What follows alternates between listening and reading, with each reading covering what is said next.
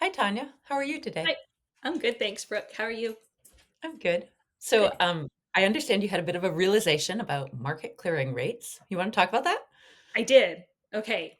It's complicated, and I've done a deep dive, and I have notes, so I'm sorry.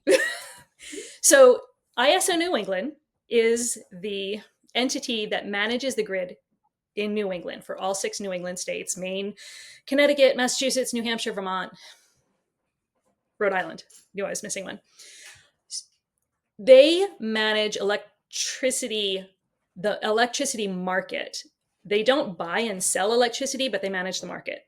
So here's how this works. We have a bunch of generators, right? The generators will hydro, nuclear, wind, solar, natural gas. They all bid and say, this is how much electricity we have available. This is how much we bid for the market. ISO collects all of the electricity from each of them, and they all get paid the highest bid price, which is crazy. So Yeah. here's an analogy, okay? I had to really break this down. So let's say this is a farmer's market, okay? It's a wholesale farmer's market. ISO New England manages, they're the market manager, okay? The farmers, the ones who grow the apples, are the generators. The utilities are the grocery stores who shop at that market. Okay. Okay. And we're the families buying food. We're just buying the apples. So we set the demand. So we're going to say we need 10,000 apples a day. We, Yeah. the ratepayers, we need 10,000 apples a day.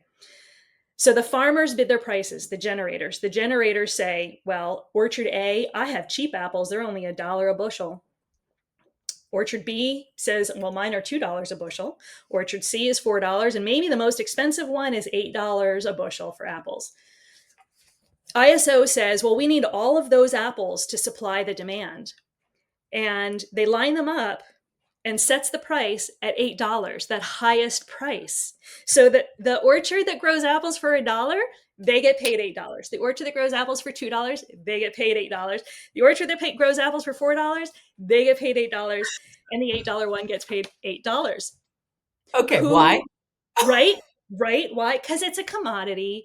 And apparently, this is how commodity markets work. And I sort of understand that because an electron is an electron is an electron. It doesn't matter how it was produced. This is how we use it. So ISO decides whose apples get sold. The utilities, CMP and Versant, buy those apples at the price that's set by the market. And guess who gets to pay for it all? We, the ratepayers, right?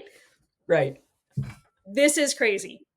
This is, I think this is insane. So here's the problem.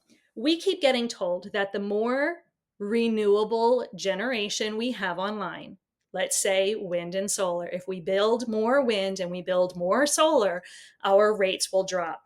The problem is if we have 99% of our demand supplied by the cheapest, and we'll say that it's wind and solar, though it's not Yeah. necessarily. Actually, nuclear is the cheapest, but we'll say that it's wind and solar. If 99% of our demand is supplied by the cheapest, the $1 a bushel apple, and Right. 1% is supplied by that $8 a bushel apple, guess how much is paid? Guess how much we get to pay for that?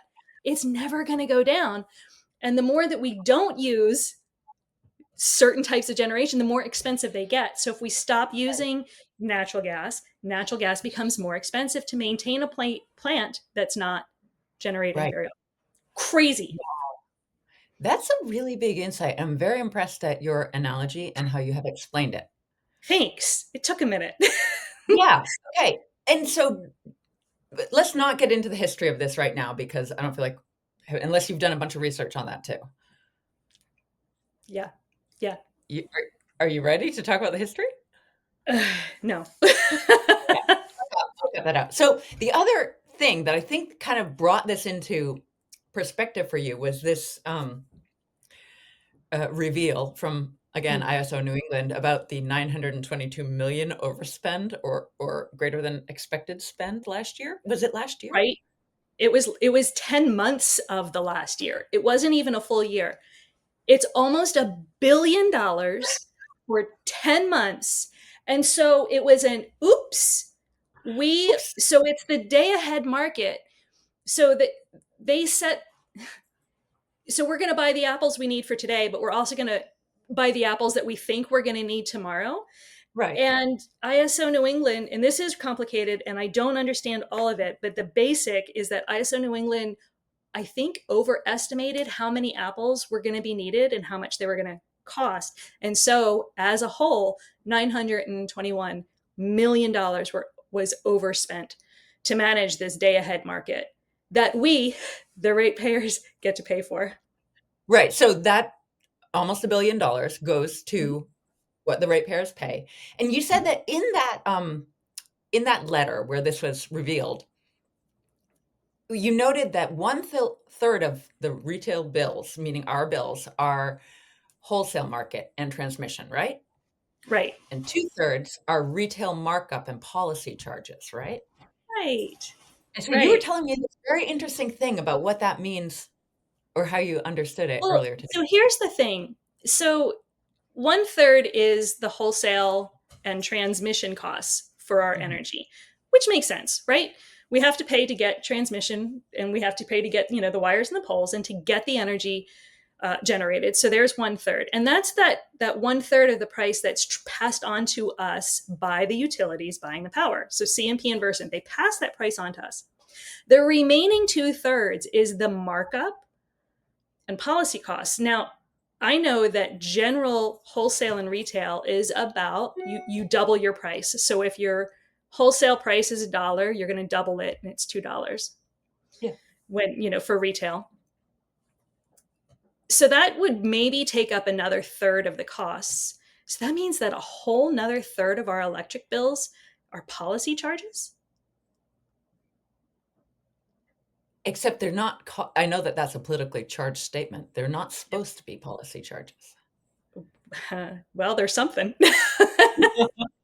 And you also brought up this thing. So, the T&Ds, CMP and Versant and in New Hampshire, Unitil, et cetera, they are limited in their profit level. Right, 9%, right. 10%, something like that range, and that's a federal limitation.